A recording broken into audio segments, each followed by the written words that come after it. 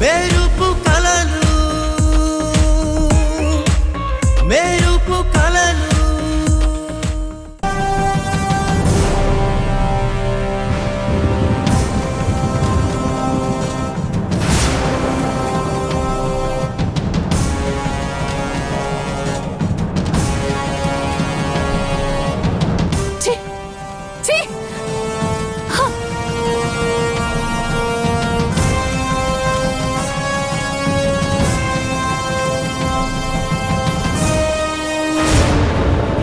ఏం ఆధారం ఉందని మమ్మల్ని ఇక్కడికి తీసుకొచ్చి మాతో మిస్బిహేవ్ చేస్తున్నారు?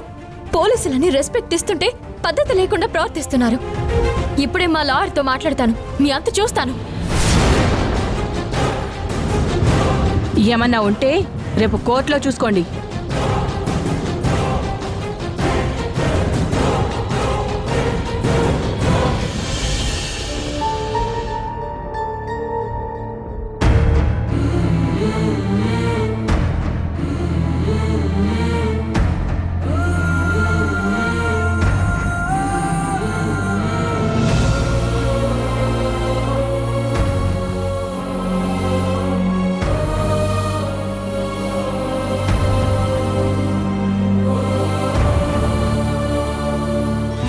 అమ్మా, చీనోర్మే,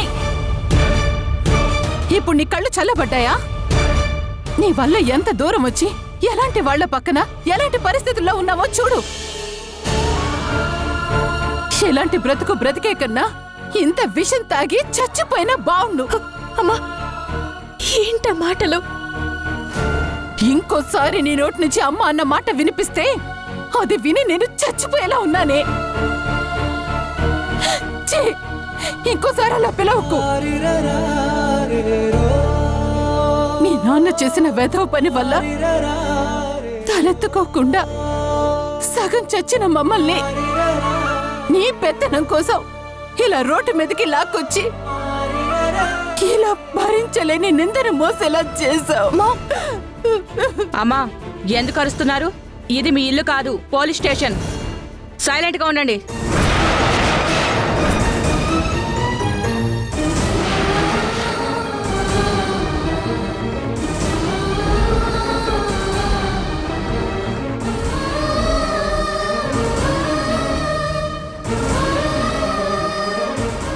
ఏంటక్క ఇలా జరిగింది? మనల్ని ఇప్పుడు ఎవరు కాపాడుతారు?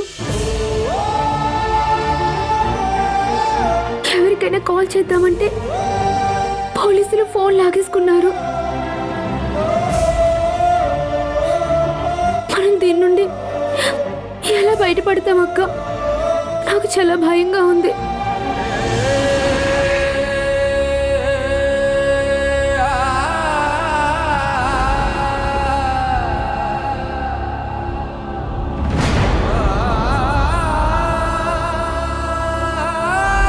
సమాధానం లేని ప్రశ్నలకు నేనెలా సమాధానం చెప్పగలను? కానీ ఏదోలా ఇక్కడి నుంచి బయటపడాలి.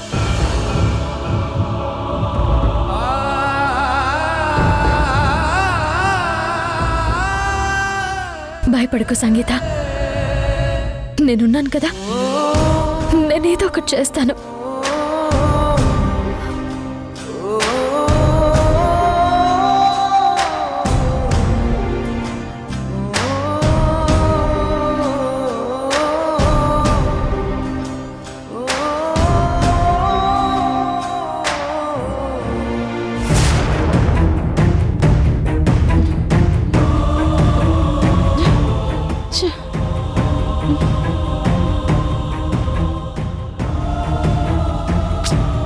ఈ వాసు ఏంటి ఇంకా రాలేదు? ఎక్కడికి వెళ్ళుంటాడు?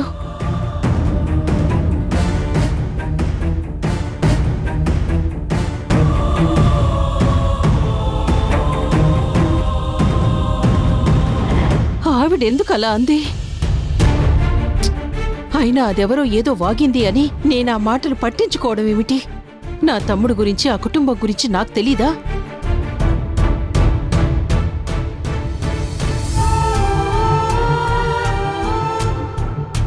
వాసు రావడం లేదు.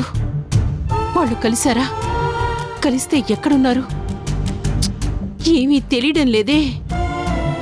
ఒకసారి ఫోన్ చేస్తే తెలుస్తుంది కదా.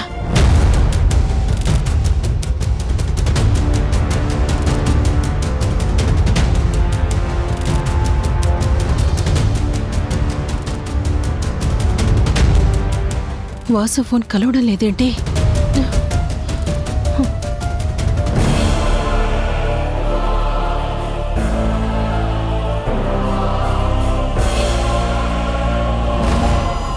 అదేదో అంది అని నేను టీవీ చూడ్డం మానేయాలా? నేను చూస్తాను.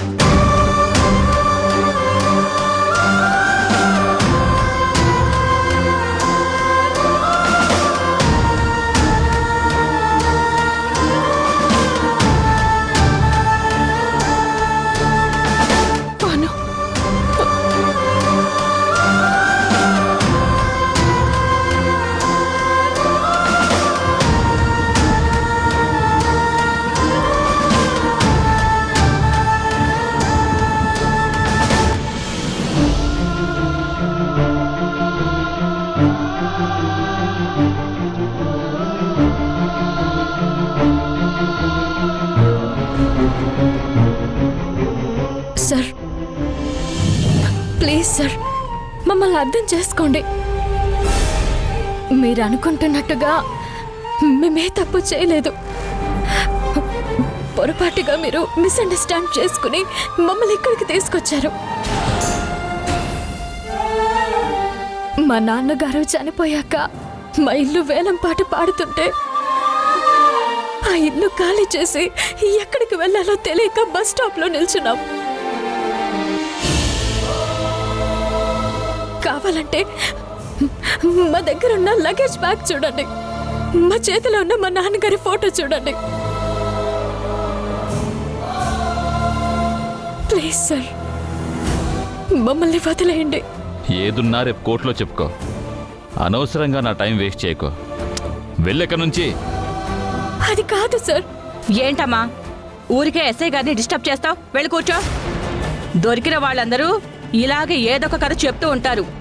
ఇలాంటివి విని విని మాకు చిరాకొచ్చింది. ముందెళ్ళి అక్కడ కూర్చో. అలా అనకండి, మమ్మల్ని అందరితో పోల్చకండి. కనీసం మాకు మా ఫోన్స్ అన్న ఇవ్వండి. మా లాయర్కి, మా మేనేజర్కి ఒకసారి ఫోన్ చేసుకుని మళ్ళీ మీకు ఇస్తాం. ఫోన్ ఇస్తే ఏం చేస్తావు? తెలిసిన వాళ్ళకి కాల్ చేసి ఈ కేసు నుంచి తప్పించుకోవాలని ప్లాన్ చేస్తాం. మీ నాన్న బతుకున్నప్పుడు ఇలాగే అందరినీ మేనేజ్ చేస్తూ మసిపూసి మారేడుకాయ చేసి అందరి జీవితాలు నాశనం చేసేశాడు.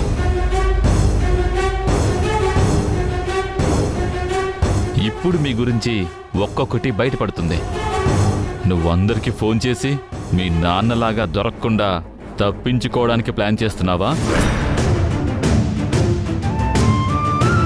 నువ్వు ఎన్ని రకాలుగా ప్రయత్నించినా, ఎన్ని అబద్ధాలు చెప్పినా ఈ కేసు నుంచి నువ్వు తప్పించుకోలేవు.